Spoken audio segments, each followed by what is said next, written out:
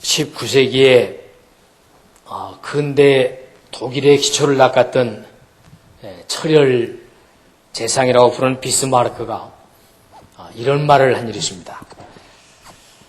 어리석은 사람은 자기의 경험에서만 배운다. 그런데 그에 반해서 현명한 사람은 다른 사람의 경험에서도 많은 것을 깨닫는다. 그런 아주 훌륭한 말을 남긴 일이 있습니다. 경험을 한다고 하는 것이 우리 삶에 있어서 무시하거나 그냥 간단하게 넘겨버릴 수 있는 것은 아닙니다. 그 경험은 과거의 나의 인생이고 그리고 현재의 나를 움직이고 있는 뿌리이고 그리고 미래의 나를 예측 가능하게 하는 출발점이 되기 때문에 지난 날들의 경험 하나하나는 우리에게 있어서 절대적인 의미를 가지게 됩니다. 그런데 그 성경에서 강조하고 있는 내용은 이런 그 경험에 관해서 설명하실 때 두 가지로 말씀을 하십니다. 하나는 경험을 꼭 해야 할 것과 경험을 꼭 하지 말고 간접 경험을 해야 될 것을 구분해서 권고를 하고 계십니다. 그래서 좋은 경험을 한 사람들은 그 경험이 평생에 있어서 자산이 되어지지만 나쁜 경험을 한 사람은 그것이 평생의 약점이 되어져서 그의 앞날을 진행해 나가고 생애를 가꾸어 나간 일에서 큰 아픔으로 작용하기 때문에 할 수만 있으면 나쁜 경험은 하지 않을수록 좋고 좋은 경험은 많이 할수록 좋다. 이렇게 정리를 해주고 계십니다. 그러면 이 나쁜 경험은 어떻게 해야 될 것이냐 하는 것은 그것은 간접 경험을 하라고 해서 직접적으로 그 나쁘고 손해보고 좋지 않은 경험은 가능하면 하지 말아서 실패한 사람들의 모습을 보면서 나는 저렇게 하지 말아야지 라고 하는 것을 깨달음으로써 간접 경험으로도의 인생의 지표로 삼으라. 그런 내용들로 담겨져 있습니다.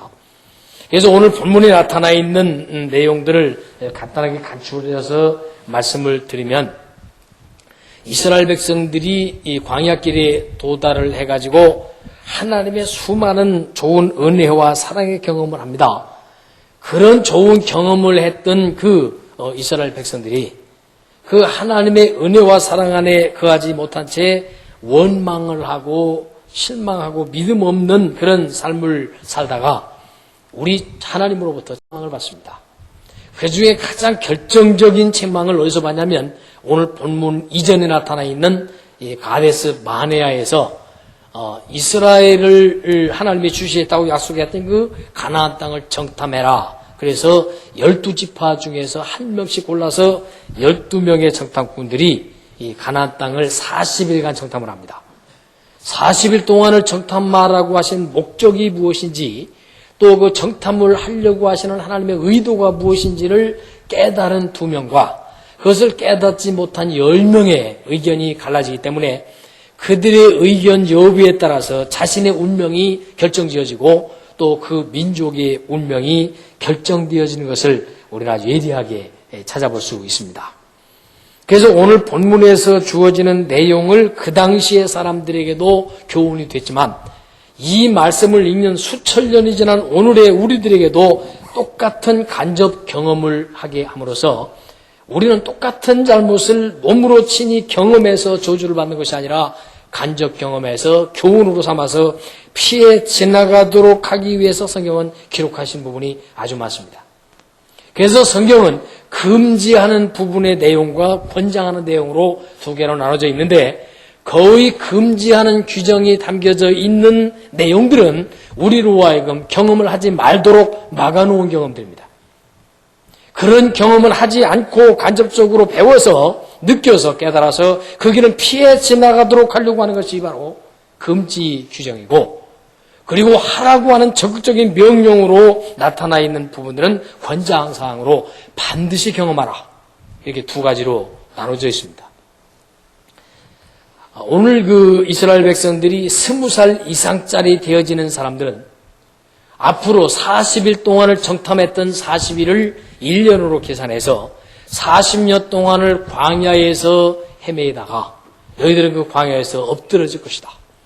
그리고 20살 미만 되어진 사람들만 내가 너희들에게 들여보내기로 약속했던 가나안 땅에 들어갈 것이다. 그런데 놀랍게도 그 중에 단 2명, 다른 사람들은 다 버렸는데 20살 이상 되어진 사람들 중에서 갈렙과 여호수아만 20살이 훨씬 넘은 사람들인데도 2사람은 가나안 땅에 들어가게 될 것이다 라고 특권을 주시는 하나님의 말씀이 오늘 본문 말씀에 기록되어 있어요. 실패를 하거나 죄를 짓거나 혹은 손해를 보는 아픈 것들은 할 수만 있으면 경험을 하지 않는 것이 좋습니다.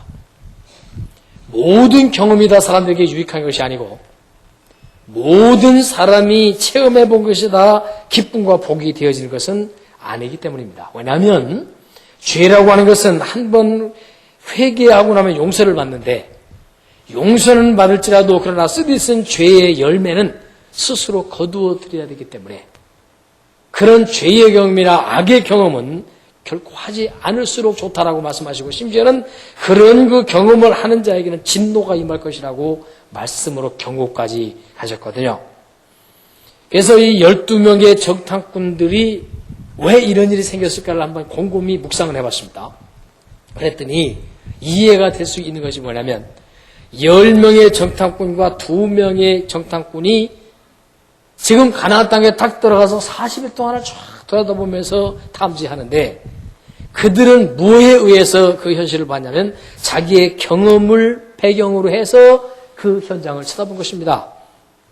그런데 그들의 경험이라는 게 2가지로 나타나는데 하나는 애굽 땅에서 너무 짓눌리고 실패했고 좌절했던 그런 경험들. 무엇 하나 내 뜻대로 되어져 본 일이 없고 언제나 애굽 사람들은 커 보였고 자기 자신은 작아 보였던 그 실패의 경험들, 그 왜소해진 부정적 감정을 가지고 그 가나안 땅을 딱 가서 보니까 땅은 너무너무 좋은데 그곳에 있는 그 장하게 큰 거주하는 원주민들이 너무너무 커 보여서 우리는 거기에 비하니까 메뚜기와 같았다라고 하는 자기 과거의 그 경험적 눈으로 현실을 보고 있는 10명의 사람들을 보게 됩니다. 어떤 경험이요? 실패했던 경험, 초라했던 경험, 자기 나약하고 못났던 경험, 한 번도 제대로 승리다운 승리, 복다운 복을 받아본 일이 없었던 지난날의 그 실패의 경험의 눈을 가지고 미래까지 내다보니까 그들은 가나안 땅을 정복할 만한 자신감도 잃어버렸고 그럴 가능성도 저는 예측하지 못했던 그들의 과거적 눈을 가지고 10명은 그들을 보고 와서 그 백성들 앞에서 보고를 한 것입니다. 땅에 가보니까 포도송이는 엄청나게 큰 것이 많이 있는데 포도송이가 마다에 가지를 어깨에다 메고 올 만큼 큰 포도송이들과 그리고 거기에서 따오게 된 그 좋은 열매들을 가지고 왔지만 그렇게 좋을지라도 그곳에 거하고 있는 거민들이 너무너무 커서 우리는 그곳을 정탐문을 했지만은 정복할 만한 자신이 없다. 애굽으로 돌아갔으면 좋겠다라고 하는 그 부정적 경험과 그 안목을 보고 했을 때 똑같은 상처를 가지고 있는 사람들이 금방 동요가 되는 거예요. 왜? 경험이 같고 감정이 같고 그리고 그래도 정서가 같기 때문에 금방 물들어져 버리는 거예요. 슬퍼하는 사람에게 슬퍼했던 사람끼리 묵히는 법이고 유유상종이라고 비슷한 사람끼리 자꾸 보여지게 돼 있는 거예요. 썩은 곳에는 파리가 몰려들고 향기로운 곳에는 나비가 몰려들듯이 그렇게 상처가 있는 사람의 그들 옆에는 상처 있는 사람들이 어울려서 몰려드는데 오늘 본문에 보니까 그들이 밤을 꼬박 세워서 울부짖으며 원망을 시작합니다. 근데 놀랍게도 그런 똑같은 경험을 과거 경험을 했던 사람 중에 여호수아와 갈렙이라는 사람이 달라져요. 그들은 무엇을 바라다 봤느냐? 그렇게 우리는 실패했었다. 우리는 절망했었다. 우리는 나약한 존재고 쓸모없는 존재였다. 그러나 지금까지 우리가 이곳에 도달할 때까지 광야에서 하나님께서 베푸셨던 은혜를 한번 생각해봐라. 홍해를 가르셨던 하나님이 이 가나안 땅을 주시겠다고 하시는데 그 하나님이 가나안 땅을 안 주시겠느냐고. 애굽의 그 강력한 문명 국가도 하나님이 엄포를 놓으시고 책망하시고 10가지 재앙을 내려서 우리를 건져내신 하나님께서 가나안 땅을 하나님에게 주시기로 약속한 그 땅에 있는 거민들을 물리쳐 주지 않겠냐는 것입니다. 우리 속에는 혼재되어야 될 경험들이 많이 있습니다. 실패의 경험이 있고 성공해본 경험이 있고 약정의 경험이 있고 장정의 경험이 있습니다. 우리 속에는 어둠의 경험이 있는가 하면 또 밝음의 경험도 있어서 나의 과거의 거울인 경험을 어떤 경험을 가지고 미래를 예측하고 내다보고 측정하느냐에 따라서 그들의 의식이 달라지고 삶이 달라지는 것입니다. 여호수아와 갈렙이 왜 하나님 앞에 칭찬을 받습니까? 왜 그들이 국민들에게 도움을 주고 모세에게 근지육을 주었습니까? 과거에 그런 좋지 못한 것들과 실패도 있었지만 그러나 나의 안목은 나의 능력과 나의 경험에 의해서 성공한다는 것이 아니라 나를 승리하게 하셨던 하나님을 의지해서 우리는 불가능했지만 성공하게 하셨던 그 하나님을 의지해서 하나님 있는 나는 안목을 가지겠다는 것입니다. 하나님 없는 전망을 가진 10명에 비해서 하나님을 모신 전망을 가진 2명의 사람들의 의식이 전혀 다른 결과를 가져왔다는 것은 삼척동자도 다 알 수 있는 이야기들입니다. 오늘 우리들에게 이 이야기를 기록해서 이 역사적 사실을 기록해서 우리도 하여금 읽어라, 이 말씀을 손목에 매라, 이 말씀을 먹어라라고 말씀하신 이유가 뭐겠어요? 우리의 삶에 있어서도 얼마 남지 않은 인생을 앞으로 몇십 년밖에 남지 않은 우리의 인생을 어떻게 살아갈 거냐? 무엇을 근간으로 해서 무엇을 근본으로 해서 무엇을 너의 삶의 지표로 해서 너의 전망하고 너의 생애를 갖고 나갈 것인가에 대한 선택을 할 것을 말씀하고 계신 것입니다. 성경에는 수없이 많은 사람들이 등장합니다. 이 사울 같은 사람도 이스라엘의 첫 번째 왕이 됩니다. 그동안에는 사사들을 통해서 다스리던 하나님이 하도 이스라엘 백성들이 왕을 세워달라고 주변 나라 국가들처럼 왕이 필요하다고 아우성을 치니까 하나님께서 왕을 세워주기로 허락하시죠. 사울왕이 1대 왕이 됩니다. 1대 왕이 됐는데 사울왕이 간접 경험을 할 기회가 있었어야죠. 아, 왕은 저렇게 하는 거야. 왕은 저렇게 통치하는 것이고 저렇게 살아가야 될 것이고 하나님의 관계와 백성들의 관계는 왕은 이렇게 해야 되는 거야 라고 하는 간접 경험을 한 번도 할 기회가 없었던 사람입니다. 그런데 그런 사울이었지만은 하나님께서 그에게 붙여주신 게 뭐냐면 그가 왕의 직분을 받을 때 성령을 보내주셔서 성령이 그에게 함께 머물게 하시고 성령이 그를 인도케 하셔서 성령을 보내주셨다는 사실은 우리에게 새로운 것을 가르쳐주고 있는 것입니다. 그런데도 불구하고 사울은 끊임없이 질투라고 하는 권력을 탐욕하는 그런 마음 때문에 다윗을 죽이려 쫓아다니는 일에 평생을 보내버리게 됩니다. 그러나 다윗은 하나님의 은혜에 의지하는 경험을 하게 됩니다. 원수를 원수로 갚지 않게 됩니다. 악을 악으로 갚지 않게 됩니다. 미움을 미움으로 갚지 않는 하나님의 은혜로 대응하는 방법을 늘 가지게 됨으로써 사울왕에게 끝없는 자극을 줍니다. 인생은 그렇게 사는 것이 아닙니다라는 경고를 그리고 메시지를 수없이 많이 알려주었습니다. 그럼에도 불구하고 사울은 끊임없이 성령이 떠나버리도록 혼자서 악과 함께 악신에 걸려서 경험을 하게 되고 다윗은 성령님과 함께 이 생을 살아가는 그런 사람으로 갖춰져 가게 됩니다.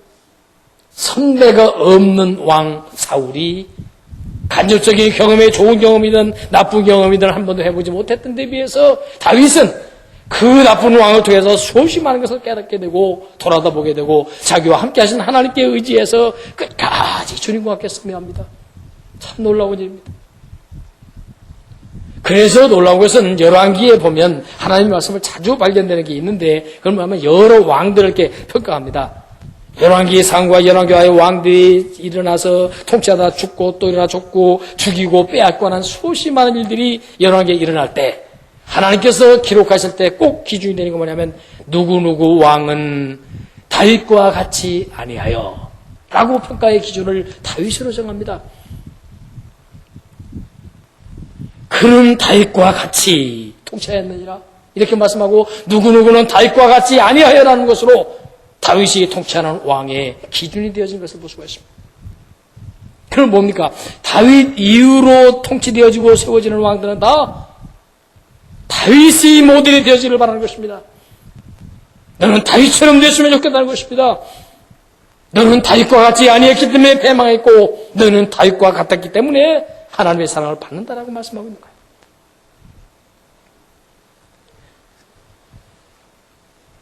성경에는 실패한 사람들의 내용이 성공한 사람의 내용보다 어쩌면 더 많이 기록되어 있습니다.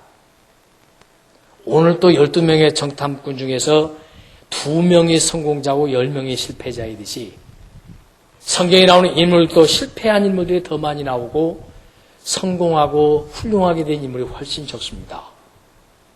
이 세상에 살고 있는 60억이 넘는 인류들 중에서도 구원받는 사람의 숫자보다 구원받지 못한 사람들의 숫자가 훨씬 많습니다. 무엇을 상징하는 것일까요? 경험해야 할 것은 안 하고 경험하지 말아야 될 것을 경험함으로써 실패의 길을 걸어가고 있음을 가르쳐주고 있는 것입니다.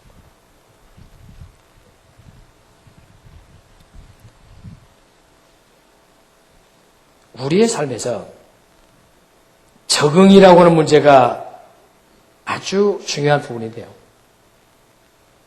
내게 주어져 있는 지금의 상황이 내가 거기에 적응해 나갈 것이냐, 내가 나를 개선할 것이냐 라고 하는 것의 선택이 가장 중요한 선택이 됩니다. 대부분의 경우 어려서부터 세상에 딱 나가게 되면 나보다 훨씬 큰 어른들이 가득 차 있고 나보다 힘이 센 선배들이 가득 차 있고 내가 감당해서 좌지우지할 만한 존재는 있다고 아무도 없는 것을 어렸을 때부터 우리는 절망감으로 받아들입니다. 그러다 보니까 우리는 나 자신을 개선해서 나 자신의 생애를 갖고 나가서 뭔가 영향력을 주려고 하는 그런 의식보다는 어떻게 하면 이 세상을 적응하면서 살아나갈 것인가에 관한 것만 터득하게 됩니다. 그러니까 다른 사람들이 세상에 적응해 나가고 세상에 맞춰 나가는 그런 얄팍한 모습을 간접적으로 보고 직접적으로 또 따라하기 때문에 모든 사람들이 넓기를 해서 쫙 걸어가고 있는 것입니다. 남들이 다 저렇게 하니까 나도 펼 수 있느냐, 다 저런데 나 혼자만 해도 이렇게 살아야 되라고 하는 과감한 결단을 가지고 출발하는 사람보다는 남들도 그렇게 하니까 나도 그렇게 해야만 뒤떨어지지 않고 위토리되지 않는다는 것 때문에 어쩌면 흉내내고 적응해 나가기가 바빴는지도 모릅니다. 그래서 성경에서는 그런 많은 사람들, 부류들 중에서도 좀 더 역행할 수 있고 자신의 의지를 하나님과 함께 새롭게 갖고 나가고 하나님과 출발할 수 있는 사람들을 그렇게도 원하셨단 말이에요. 여호수아와 칼렙이 왜 하나님을 기쁘시겠느냐? 과거 저 부정적인 잘못되어진 경험의 세계를 뒤로 하고 이제는 하나님과 함께 새로운 세계를 경험해 나가는 그들의 모습을 기뻐하셨던 것이고 20살 이상 되어진 그 많은 사람들을 왜 하나님이 버리셨는가 하면 그것에 묶여서 풀려나지 못하는 그들을 그대로 광야에다 내버려뒀다고 말씀합니다. 하나님과 함께 출발하지 못했기 때문에 그런 것이죠. 복이 되어지는 행복한 것들, 은혜나 능력들은 직접적으로 경험을 많이 할수록 좋습니다. 그것은 살이 되고, 그것은 피가 되고, 그것은 인격이 되고, 그것은 삶이 되기 때문입니다. 좋은 경험은 많이 해라. 기회 있는 대로 힘써라. 열심을 다해라. 최선을 다하라고 하나님은 언제나 권고하시고 명령하고 계십니다. 그러니까 이것은 다른 말로 말하면 안목도 경험입니다. 무엇을 볼 것이냐? 어떤 것을 볼 것이냐? 적장군들을 12명을 보냅니다. 하나님이 보내시면서 그들을 그곳에 보내신 목적이 뭐냐? 야, 봐라. 내가 너희들에게 그렇게도 주고 싶었던 땅이 어떤 것인지를 봐라. 그리고 너희들이 가서 살게 될 저 좋은 땅을 한번 봐라. 저 넉넉함을 보고 이것이 너희들이 전복해야 될 내가 너희들에게 그렇게도 행복하게 해주고 싶었던 땅이 바로 그곳이란다라고 보여주기를 원하셨던 하나님의 목적을, 하나님의 의도를 10명의 사람들이 전혀 깨닫지 못합니다. 그들은 오히려 본문의 말씀 보면 그들이 탐지한 땅은 거민을 삼킨 땅이라고 악평을 합니다. 그리고 신장이 장대한 대장부들이 살고 있고 우리는 메뚜기와 같다라고 그들은 안목을 정리하고 돌아옵니다. 그런데 2명의 사람은 그와 반대입니다. 하나님이 넉넉하게 해주신 땅, 우리에게 주신 땅, 우리 하나님께서 우리를 행복하게 해주신 땅을 우리는 충분히 우리의 것으로 삼을 수 있고 하나님이 주실 것을 난 믿는다. 울부짖는 사람들을 향해서 외치는 그들의 목소리는 어쩌면 아주 작은 들리지 않는 화찬소리로 들려질지도 모릅니다. 그러나 그들은 안목이 달랐습니다. 하나님을 통해서 보는 눈을 가졌습니다. 자기의 경험도 하나님과 함께했던 좋은 경험을 통해서 바라보는 안목이 바뀌었단 말입니다. 훌륭한 옛날에 그 스승이 한 분 계셨는데 그분이 어떻게 훌륭한 사람이 됐는가 그렇게 자기 자신에 쓴 내용이 있는데요. 아주 현명하신 분에게 뭔가를 배우겠다고 수십 많은 제자들이 몰려들었습니다. 그런데 이분은 나이가 많으셔서 정말 다 쭈그러진 할아버지였는데 이분이 앉아가지고 하루 종일 제자들 앞에 쫙 놓고는 아무 말도 안 하고 그냥 하루 종일 앉아있는 겁니다. 그냥 꼼짝하게 다 가부좌하고 앉아가지고 이따 없이 한 번씩 입을 쫙쫙 벌리면서 하품만 그냥 자꾸 해야 되는 겁니다. 하루 종일. 제자들이 한 명씩 두 명씩 실망하고 떠나갑니다. 에이, 배울 거 있다고 해서 훌륭한 선생이라서 왔더니 형편없네. 도대체 뭐 하는 거야? 아무것도 안 해서 하품만 하고 있는 저 사람에게서 무슨 현자라고 말하고 저 사람에서 뭘 배운단 말이야. 그러면서 하나씩 떠나는데 딱 한 명이 끝까지 남았습니다. 그리고 오랫동안 그곳에 마주 앉아있던 그 제자는 한 가지 굉장히 터득했다고 합니다. 그래, 자네는 뭘 터득했는가? 스승이 물으니까 그는 이렇게 말합니다. 예, 저는 치패혈존을 깨달았습니다. 치패설존이라는 말은 이치자, 패할 패자, 혀설자, 그리고 존재할 존자. 그런 깨달아서 이렇게 말합니다. 스승님, 스님 앞에 물으면 딱 붙어있는 말이 나는 이것을 깨달았습니다. 이빨은 강하지만은 강한 것은 언젠가 없어져 버리지만은 부드러운 혀는 영원히 죽을 때까지 살아있다는 것을 스승님의 입을 통해서 깨달았습니다. 똑같은 사람을 앉혀놓고 또 여러 사람들이 앉아 있습니다. 어떤 사람들은 실망스러운 것만 찾아보고 배울 것이 없다고 떠나가버린 사람이고 하면 정말로 훌륭한 제자는 그의 하품만 하고 있는 실망스러운 모습 속에서 강하디 강한 이빨은 사라져 버리지만은 부드러운 혀는 살아남는다. 그래서 치패혈존이라 하는 그것을 깨닫고 나서 그때부터 그는 뭐를 그 선생님에게 터득했냐면 남들이 무엇을 집어서 가르쳐 주는 것을 배우지 말라. 네가 스스로 터득한 것만이 진짜 너의 생애에 유익이 된단다.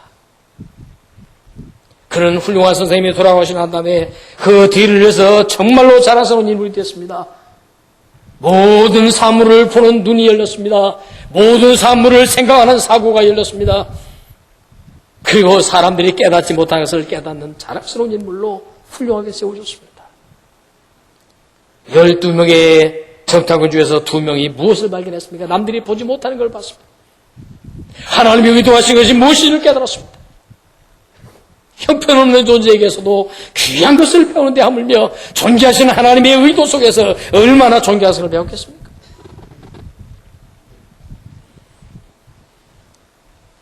이 경험이 안목이 결정되어지면 무엇을 보느냐의 안목이 딱 결정되어지면 그 안목을 따라서 경험의 세계로 한 걸음씩 달려들어가게 됩니다. 하나님의 은혜는 너무너무 고마워서 하나님에 대한 성경적인 안목이 딱 열리면요.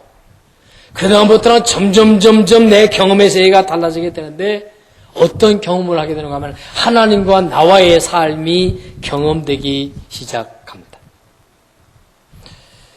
하나님은 우리에게 책망을 주실 때도 매 순간마다 책망을 주십니다. 우리를 위로하실 때도 매 순간마다 위로하십니다. 우리가 깨닫고 결정할 때도 매 순간마다 성령님이 도와주십니다.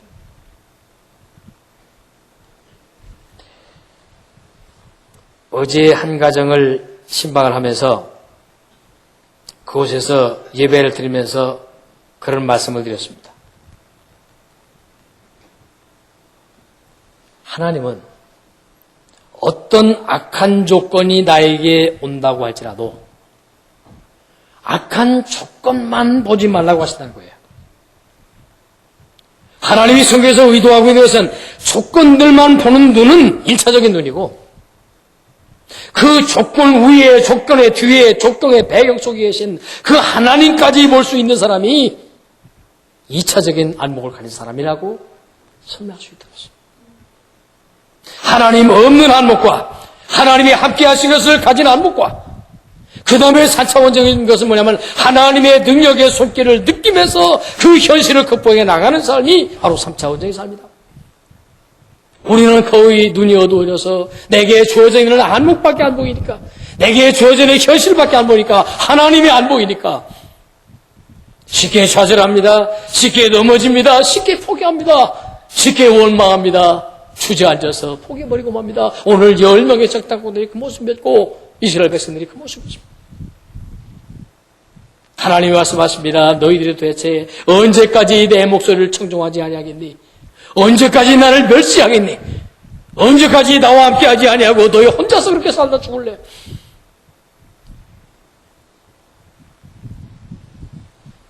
도움을 받아보지 못했기 때문에 경험이 없으니까 도움을 보는 눈을 볼 수가 없었지만 이스라엘 백성들은 그렇게 많은 경험을 했잖아요. 애굽 땅에서부터 시작해서 10번의 재앙을 받고 홍해가 갈라지는 걸 받고 이스라엘 사람을 죽이려고 쫓아오는 애굽의 마병들을 물살로 씻겨내려 버리는 하나님의 손길을 받고 물이 없을 때 밭에서 물이 쏟아져 나온 걸 받고 얼마나 많은 기적을 통해서 하나님의 살아계심을 보여주심에도 불구하고 그것들이 그들의 삶 속에 경험으로 자리 잡지 못하고 과거에 실패했던 것들이 자리 잡고 하나님 주신 새로운 경험이 그들 속에서 실제 경험하는 경험으로 남지 못했다고 말해요.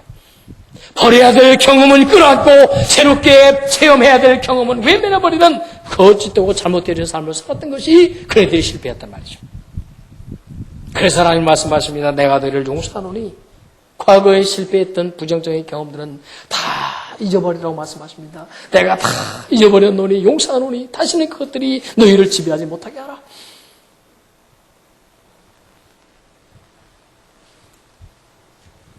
중국 내륙선 교회를 설교하셨던 허드슨 테일러 선교사님이 그분의 책에다가 자기의 경험을 이렇게 썼습니다. 몇 군데 회의를 피곤하게 마치고 지금 런던으로 귀경하는 중에 기차를 기다리고 있는데 그 역에서 러시아의 공작을 만나는데 바브린스키라고 하는 공작을 만납니다. 반갑게 인사를 나누고 교제를 나누다가 바브린스키 공작이 지갑을 꺼내더니 그 책을 딱 꺼내가지고 거기다가 수표에다가 이렇게 돈을 써서 이렇게 주면서 선교사님 이거 얼마 안 되는 돈이지만 중국 선교에 보탬이 돼 주십시오. 그래서 그 수표를 테일러 목사님이 딱 보니까 자그마치 거기에 써 있는 금액이 50파운드라고 써 있어요. 50파운드면 지금의 돈으로 환산한다면 몇만 불에 해당하는 화폐 가치거든요. 너무너무 커서 깜짝 놀래가지고 몇만 불이면 지금으로 하면 뭐 한 2, 3천만 원 되겠죠. 너무 놀라서 아이고 공장님 이거 지금 50파운드라고 쓰셨습니까? 그랬습니다. 이거 너무 큰 거 아닙니까? 그랬더니 쓱 웃으면서 하는 말이 선교사님 사실은요 제가 조금 전에 수표에다가 5파운드라고 쓰려고 했는데 나도 모르게 이상하게 50파운드라고 쓰고 말았습니다. 그건 실수가 아니고 이게 하나님의 뜻일는지도 모릅니다. 그대로 가져다 쓰시죠. 정말로 감사해가면서 그 수표를 가지고 런던으로 돌아와가지고 그 선교본부를 딱 들어가니까 본부의 직원들이 그동안 있었던 일을 보고하면서 지금 중국 내륙에 송금을 해야 되는데 돈이 모자라서 저희들 통성기도 하고 있었습니다. 그게 얼마나 모자랐는데 그랬더니 40파운드 11실링이 모자랍니다.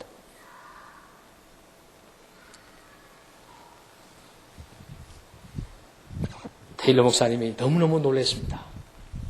그 수표를 떨리는 손으로 꺼냈습니다. 하나님이 살아계시면 이렇게 두려운 줄 몰랐다. 하나님이 살아계셔서 당신네들은 여기서 기도하고 있었고 하나님은 내가 기차 기다리는 동안 바브린스키의 공작을 만나게 했고 수표석에서 쓰려고 했다는 그 마음에 감동을 주어 5파운드 쓰려고 하는 그 사람이 50파운드를 써서 우리의 모자란 40파운드 11실링을 채워도 될 만한 50파운드를 보내주셨다. 선교사님도 가슴이 막 떨리고 그 자리에서 선교의 직원들이 전부 가슴이 떨렸습니다. 하나님의 살아계심이 너무 두려웠기 때문입니다.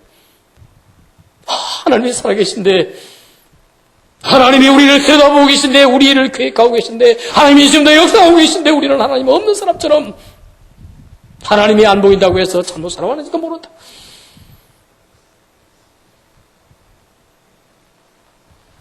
사랑하는 성도 여러분, 하나님이 없는 삶은 1차원적인 삶이기 때문에 거기는 경험하지 말아야 될 쓸데없는 경험을 많이 함으로써 저주가 임하고 광야에 던져버리는 불행한 사람들의 인물과 같이 되어집니다. 그러나 꼭 경험해야 될 은혜, 꼭 경험을 해야 될 능력, 경험을 해야 될 하나님의 도우심, 경험해야 될 하나님의 위로, 하나님의 소망이 우리 안에 채워지게 될 때만 인생이 달라지는 것이고 주변이 달라지는 것이고 삶이 달라진다는 것입니다. 나를 개혁하게 하시고 나를 성취하게 하시는 하나님의 개혁의 손길이 우리와 함께하기를 그렇게 동원하신단 말입니다. 그래서 매 순간마다 감동을 주십니다. 매 순간마다 깨달음을 주십니다. 이렇게 막 감동을 주실 때 그 뜻에다가 한번 순종해보라 말이죠. 예를 들면 이렇게 생각지도 않고 예산에 없었던 어떤 일이 생겨가지고 돈이 좀 생겨요. 그러면 이건 하나님이 헌금하라고 하시는가 보다. 아니면 이것은 구제를 좀 하라고 하시는가 보다라고 마음속에 감동의 순간 싹 스칩니다. 그런데 대부분의 경우 그걸 무시합니다. 그래도 쓸데가 많아서 안 돼. 나 모자라니까 안 돼. 그럴 때 그 마음속에 성령의 움직임과 감동의 소리가 들려올 때 스쳐 지나갈 때 그걸 붙잡을 때가 하나님의 그 은혜와 능력을 경험하는 때가 되는 것이 굉장히 많아요. 그게 승리거든요. 이렇게 할까 저렇게 할까라고 굉장히 마음속에 갈등을 합니다. 무엇을 선택해야 되는지 어떤 것을 결정해야 될지 갈등할 때 성령의 소리가 내 마음속에서 들려질 때 결정하는 그 붙잡힘이 하나님의 도우심이 시작되는 출발점이 됩니다. 그런데 우리는 경험에 의해서 아니면 욕심에 의해서 아니면 죄악에 대한 탐욕에 의해서 결정하기 때문에 그것은 저주로 향하는 발걸음으로 돌려지게 마련입니다. 미국에서 10대 재벌 속에 들어간 사람 중에 하인이라고 하는 회장이 계신데 그 사람의 그 자기 간증을 읽어보면 이런 내용이 나옵니다. 나는 사업을 얼마나 열심히 했든지 너무너무 열심히 해가지고 난 재벌에 속했다. 그런데 나는 신앙생활을 하긴 했었는데 진정한 감사가 무엇인지 하나님의 통치가 무엇인지를 모른 채 나는 돈 버는 일에 열심히 했었다. 그런데 갑자기 나의 사업이 파산을 하게 됐다. 그렇게 풍요로웠던 나의 삶이 절망 속에 있고 모든 것을 다 정리하고 나니까 나의 통장에는 1만 5천 달러밖에 남지 않았다. 그걸 가지고 다 정리한 다음에 딱 복투에 넣어가지고 어디에 쓸 것인가를 생각하면서 순간적으로 갈등을 하고 있는 순간에 어느 날 갑자기 성령께서 자기의 마음을 탁 잡으시는데 너 지금까지 수십만 불의 돈들을 다 낭비해버릴 때 그 돈 어디다 다 썼네. 누구를 애써서 곧 너에게 남은 것은 무엇이고 지금의 너는 무엇이냐 라고 하는 그 성령의 소리가 들려서 깜짝 놀래가지고 가만히 생각해보니까 하나님 앞에 감사한 것 제대로 한 일이 없고 11조 제대로 한 일이 없어서 너무너무 놀래가지고 나머지 전 재산에 해나가는 15,000불을 봉투에 넣어가지고 교회로 달려가서 헌금합니다 넣었습니다. 헌금이 되어지고 난 다음에 목사님하고 재정을 담당하는 장로님들하고 앉아가지고 우리가 분명히 알기로 이 하인의 씨는 사업이 부도나가지고 다 정리하고 맨주먹이 된 줄로 아는데 어떻게 해서 이 15,000불의 돈을 헌금하게 되는지 한번 내용을 드러나 봅시다. 그래가지고 그분과 함께 만나서 차를 마시면서 물어봤더니 그분이 하는 말씀이 이것마저도 나의 나머지 재산이라고는 요것마저도 성령의 감동을 따라 들이지 못한다면 나는 인생의 영혼이 파멸된 사람입니다. 얼마나 많은 것을 낭비하면서도 하나님에게 인색했는지 모릅니다. 그래서 회개하는 마음으로 예술 전체를 드리고 나니까 제 마음이 이렇게 성령으로 뜨거워질 수가 없습니다. 감사합니다. 저는 지금 너무너무 행복합니다. 목사님이 그 내용을 예배 시간에 광고를 하고 성도들이 그분에서 기도해 주도록 하고 그분이 앞으로 일하는데 동력이 되달라고 해서 그분이 가지고 있는 경험과 아이템에다가 많은 사람들이 동업을 해서 사업의 협력자가 되고 사람들이 투자를 하기 시작해가지고 사업이 일어나는데 그분이 사업을 시작하면서 이렇게 말했습니다. 이젠 내 사업이 아니라 예수님의 기업으로 시작한다.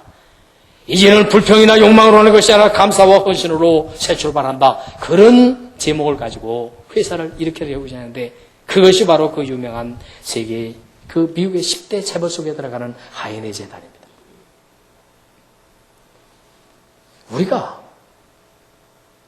새로운 은혜에 하나님의 새로운 축복에 경험을 해본 일이 없기 때문에 우리는 망설입니다.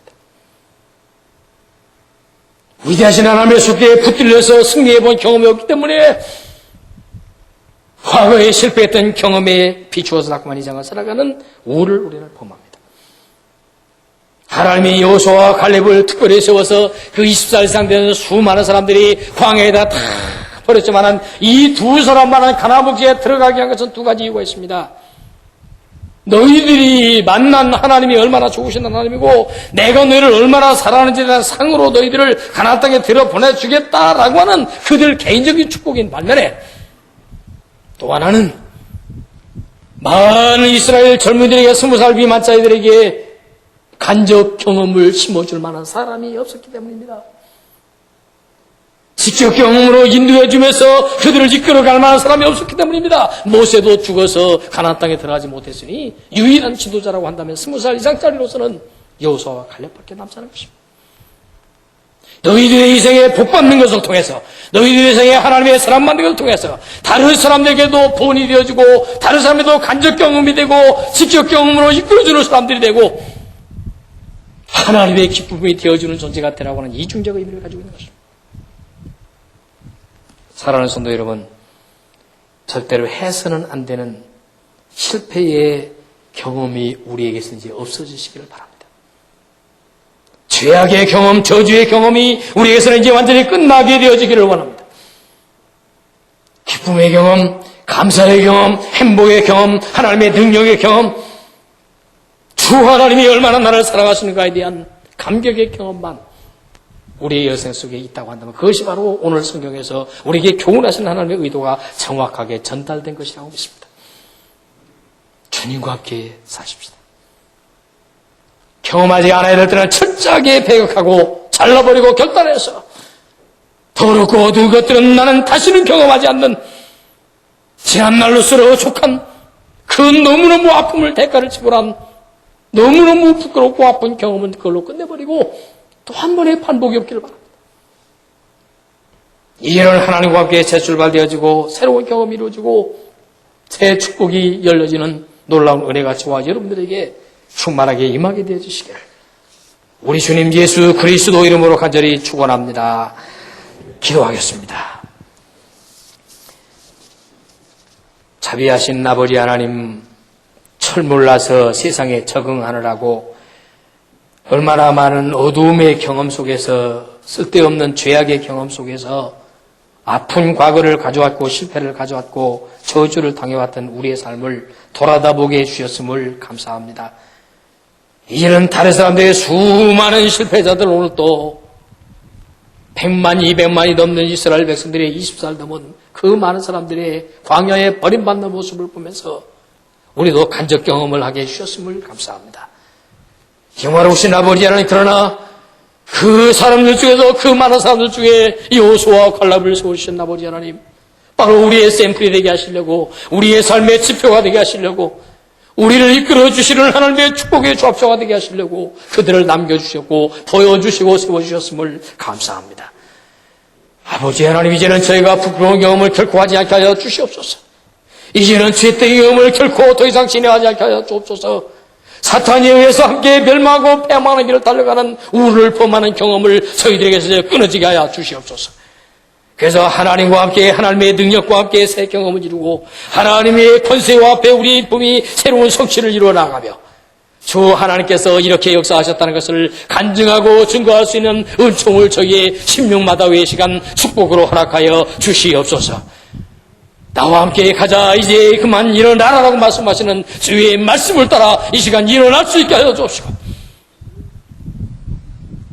나에게서 떠나지 말라고 하시는 주님의 말씀 따라 주의 품 안에 안기게 하여 주옵시고, 사탄인을 향해서 떠나가라고 명령할 수 있는 죄악을 해서 끊어버리고 이제는 상종하지 않겠다고 하는 하나님의 능력의 외침이 우리 입을 통해서 내쳐지게 하여 주시옵소서. 하나님 역사하시고 인도하시고 우리의 생애 전체를 축복하여 주시올 줄을 확실히 믿사오고 우리 주님 예수 그리스도 이름으로 기도하옵나이다. 아멘.